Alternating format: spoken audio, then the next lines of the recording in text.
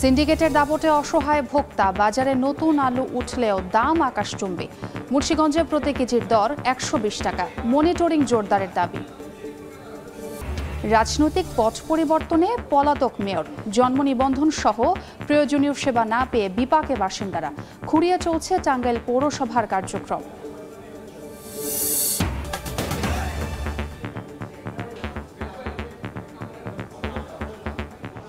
আমন্ত্রণ সময় সংবাদের নিয়মিত আয়োজন বিভাগীয় সময় থাকছে সপ্তাহে 7 দিন ভিন্ন ভিন্ন বিভাগের সংবাদ নিয়ে। আজ থাকছে ঢাকা বিভাগ, সঙ্গে আছে আমি ছোঁয়া খন্দকার।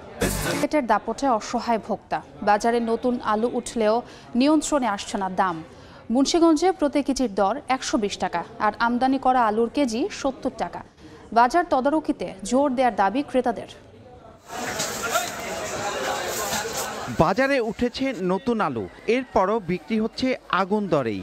উৎপাদনের অন্যতম শীর্ষ জেলা মুন্সিগঞ্জে কেজি প্রতি আলু বিক্রি হচ্ছে ৭০ টাকায়, আর নতুন আলুর দর ১২০ টাকা। বীজ থেকে কেটে রাখা আলু বিক্রি হচ্ছে ৪৮ থেকে ৫৫ টাকায়।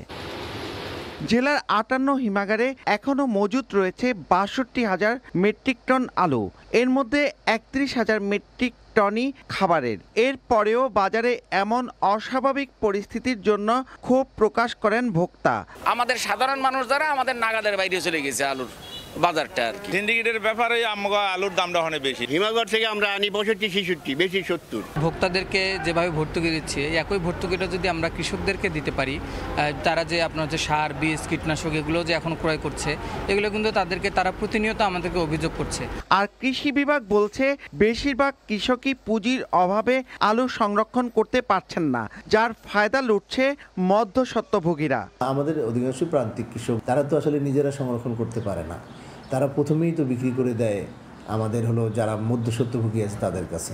তাদের কারণে মূল্যবৃদ্ধির একটা বিষয় তো এসেই যায়। এবার ৩৪,৬৫৫ হেক্টর লক্ষ্য নিয়ে আলু রোপণ চলছে। নাসির উদ্দিন উজ্জ্বল, সময় সংবাদ, মুন্সিগঞ্জ। সরকারি হাসপাতালের সেবার মান নিয়ে আরও জানাতে এই মুহূর্তে মাদারীপুরে আছেন সহকর্মী সঞ্জয় কর্মকার অভিজিৎ এবং রাজবাড়ীতে আছেন আশিকুর রহমান। সরাসরি শুরুতেই যাচ্ছি অভিজিতের কাছে। মাদারীপুর জেলার সবচেয়ে বড় হাসপাতাল, ২৫০ শয্যার হাসপাতাল। এই হাসপাতালটি চালু হওয়ার পরও কিন্তু কাঙ্ক্ষিত সেবা পাচ্ছেন না জেলাবাসী। জেলার ১৩ লাখ মানুষের স্বাস্থ্যসেবা নিশ্চিত করার জন্য কিন্তু এই ২৫০ শয্যার হাসপাতালটি চালু করা হয়। এই হাসপাতালটি ১৬৪টি পদের বিপরীতে ২৯টি পদ খালি রয়েছে, তার মধ্যে বিশেষজ্ঞ চিকিৎসকই নেই ৭টি পদের। অর্থাৎ এই বিশেষজ্ঞ চিকিৎসক না থাকায় ভোগান্তির শেষ নেই জেলাবাসীর, এবং এখানে যারা রোগীরা রয়েছে তারা আসলে কাঙ্ক্ষিত সেবা পাচ্ছেন না। এছাড়া এখানে কোটি কোটি টাকা মূল্যের যন্ত্রপাতি রয়েছে যেগুলো পরীক্ষা নিরীক্ষার কাজে ব্যবহার করার কথা। সেই পরীক্ষা নিরীক্ষার জন্য দক্ষ টেকনিশিয়ান না থাকার কারণে বাইরে থেকে কয়েক গুণ বাড়তি টাকা দামে প্রাইভেট ক্লিনিকে কিন্তু রোগীরা চিকিৎসা করছেন, তা এতে কিন্তু তাদের ক্ষোভের শেষ নেই। এছাড়া বহির্বিভাগের যে চিকিৎসক যত সময় থাকার কথা, কিন্তু রোগীরা সিরিয়াল লাইনে দাঁড়িয়ে সিরিয়াল দিয়ে কিন্তু ঘন্টার পর ঘন্টা অপেক্ষা করেও কিন্তু কাঙ্ক্ষিত সেবা পাচ্ছেন না। অর্থাৎ জেলাবাসী এবং স্বাস্থ্য সচেতন যারা রয়েছেন বিভিন্ন সংগঠন, তারা দাবি করেছেন যে এই ২৫০ শয্যার হাসপাতালটি পূর্ণাঙ্গভাবে চালু করা গেলে জেলাবাসী তাদের কাঙ্ক্ষিত স্বাস্থ্য সেবা সেটি কিন্তু তারা পাবেন বলে তারা প্রত্যাশা করছেন। আমরা কথা বলেছিলাম জেলার স্বাস্থ্য বিভাগের শীর্ষ কর্মকর্তা, সিভিল সার্জন এবং এই হাসপাতালের তত্ত্বাবধায়ক ডাক্তার মুনির আহমেদ খানের সাথে। তিনি আমাদেরকে বলেছেন যেহেতু একটি নতুন ভাবে চালু করা হয়েছে এই হাসপাতালটির পদের যে পদ রয়েছে যে খালি ২৯টি পদ, সেই ২৯টি পদটি নিয়োগ দেওয়ার ব্যাপারে ৩টি মন্ত্রণালয় জড়িত রয়েছে। একটি হচ্ছে অর্থ মন্ত্রণালয়, আরেকটি স্বাস্থ্য মন্ত্রণালয় এবং জনপ্রশাসন মন্ত্রণালয়। অর্থাৎ একাধিক মন্ত্রণালয় জড়িত থাকার কারণে কিন্তু চাইলে কিন্তু এই পদগুলো নিয়োগ দেওয়া সম্ভব নয় বলে জানিয়েছেন সিভিল সার্জন, এবং তিনি দাবি করেছেন যে তারা প্রতিনিয়ত চিঠির মাধ্যমে ঊর্ধ্বতন কর্তৃপক্ষকে বিষয়টি অবগত করছেন। আসলে ঊর্ধ্বতন কর্তৃপক্ষ যদি দ্রুত এটি আমল নেয় এবং যদি দ্রুত এই যে হাসপাতালের পদ খালি রয়েছে সেটি যদি তারা নিয়োগ দিয়ে দেয়, তাহলে কিন্তু জেলাবাসীর যে দীর্ঘদিনের যে প্রত্যাশা এবং স্বাস্থ্যসেবা সেটি কিন্তু নিশ্চিত হবে। তো সবকিছু মিলিয়ে এই ছিল আমার কাছে মাদারীপুর জেলার যে ২৫০ শয্যার হাসপাতালে রোগীদের ভোগান্তি তার সবশেষ। আমরা এখন চলে যাব রাজবাড়ীতে, সেখানে আছেন আমাদের সহকর্মী আশিকুর রহমান, সেখানকার সবশেষ পরিস্থিতি জানাবেন তিনি। 100 শয্যার রাজবাড়ী সদর হাসপাতালের চিকিৎসার মান বর্তমান এমন হয়েছে যে ছাত্র জনতা বিক্ষোভ করে এই হাসপাতালের নাম দিয়েছে রেফার হাসপাতাল। গত 14 নভেম্বর বৈষম্য বিরোধী ছাত্র আন্দোলনের রাজবাড়ী জেলার যারা শিক্ষার্থীরা রয়েছেন তারা এই হাসপাতালে এসে বিক্ষোভ করেন। তারা হাসপাতালের নানা অব্যবস্থাপনা, যেমন চিকিৎসকদের সময় মতো হাসপাতালে না আসা, চিকিৎসার অবহেলা, খাবার ও ওষুধ সরবরাহে অনিয়ম সহ নানা ধরনের অব্যবস্থাপনার অভিযোগ তুলে হাসপাতালে বিক্ষোভ করেন এবং সে সময় তারা এই রাজবাড়ী সদর হাসপাতালকে রেফার হাসপাতাল আখ্যা দিয়ে হাসপাতালের যিনি তত্ত্বাবধায়ক আছেন তার অপসারণের দাবি জানান। আমরা নিজেরাও ঘুরে দেখেছি হাসপাতালের খাবারের যে অভিযোগটি তোলা হয়েছে, খাবারের অভিযোগটি আমরা দেখেছি যে খাবারের মান খুবই নিম্নমানের। রুই এবং কাতল মাছ দেওয়ার কথা থাকলেও, মাংস দেওয়ার কথা থাকলেও এই হাসপাতালে রোগীদের খাবার হিসেবে মাছের মধ্যে শুধুমাত্র পাঙ্গাস মাছ দেয়া হয় এবং ওষুধ সরবরাহের যে বিষয়গুলো আমরা লক্ষ্য করেছি, রোগীদের যেটি অভিযোগ যে জরুরি বিভাগ বা বহির্বিভাগ থেকে চিকিৎসক ব্যবস্থাপত্রে ওষুধ লিখে দিলেও ওষুধের কাউন্টারে গিয়ে অনেক সময় রোগীরা ওষুধ পান না, অর্থাৎ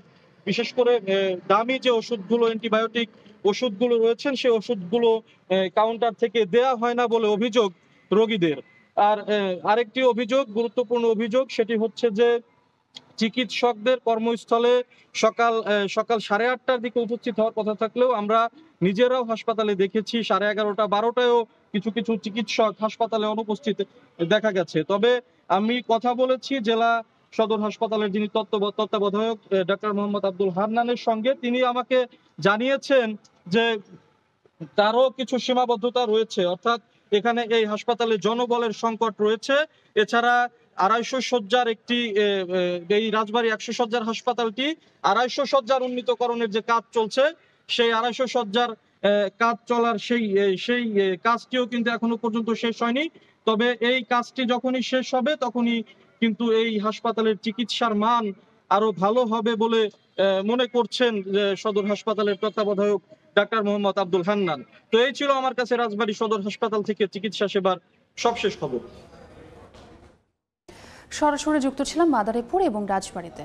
সরকারি হাসপাতালে কাঙ্ক্ষিত সেবা না পাওয়া ও নানা সংকট নিয়ে আলোচনার জন্য মুন্সিগঞ্জ থেকে সরাসরি যুক্ত হচ্ছেন সহকর্মী নাসির উদ্দিন উজ্জ্বল।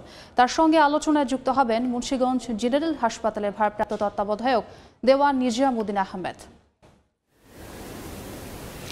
মুন্সিগঞ্জের 68টি ইউনিয়ন এবং 2টি পৌরসভা, এই যে পুরো জেলা, এই প্রত্যন্ত অঞ্চল, সেখানে যে উপজেলা পর্যায়ে আরও 5টি উপজেলা স্বাস্থ্য কমপ্লেক্স রয়েছে, সেখানেও কিন্তু স্বাস্থ্যসেবার নানা রকম চ্যালেঞ্জ রয়েছে। এই কারণেই এই জেলা সদরের যে 250 শয্যার জেনারেল হাসপাতাল, সেখানে কিন্তু রুগীরা হুমড়ি খেয়ে পড়েন।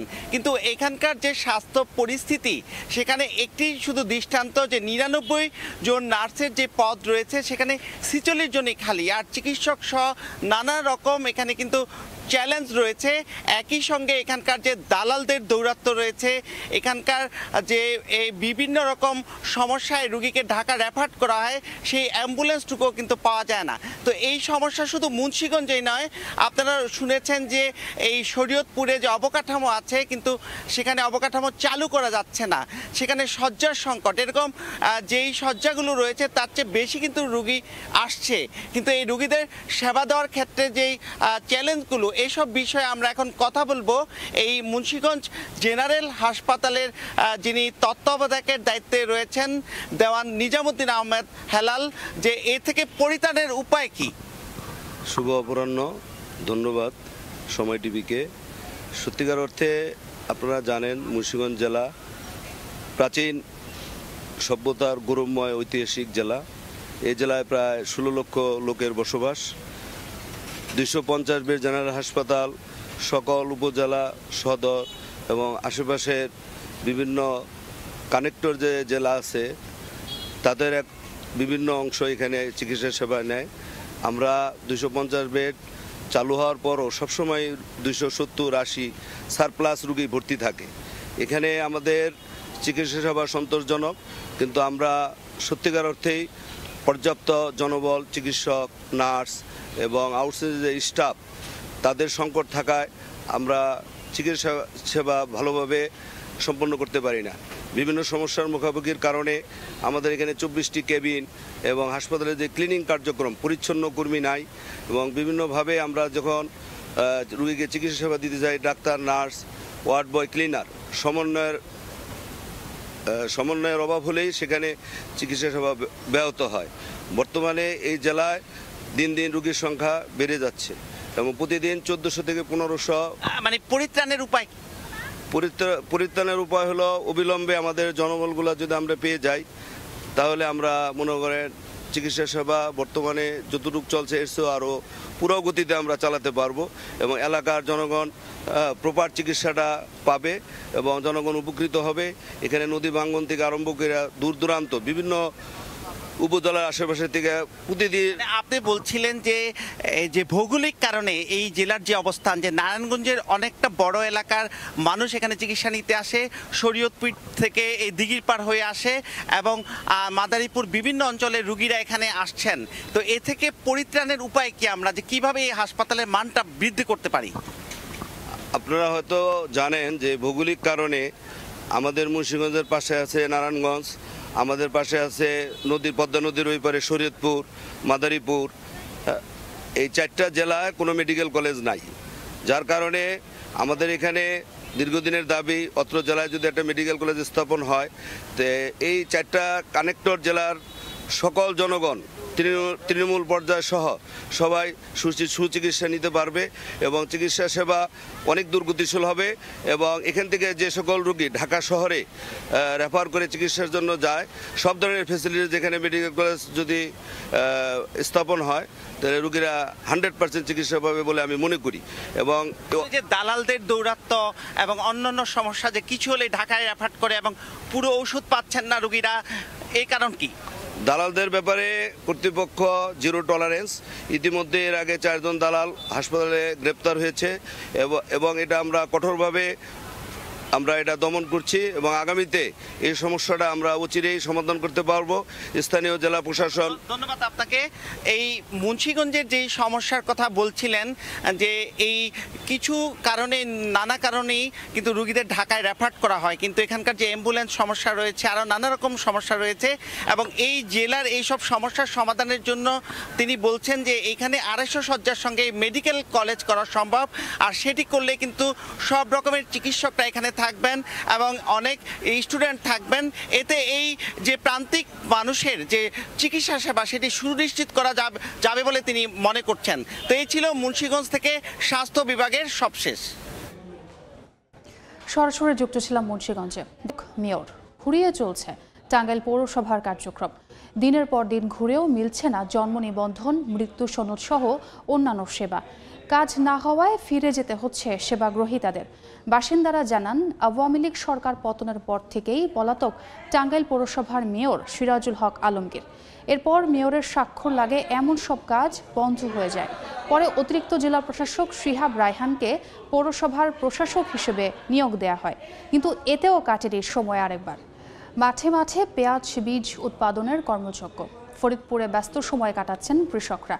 কেউ এরই মধ্যে জমিতে পেঁয়াজ রোপণ করেছেন, কেউ জমি তৈরি করছেন। খেতে কাজ করার জন্য শ্রমিক এসেছে অন্য জেলা থেকেও।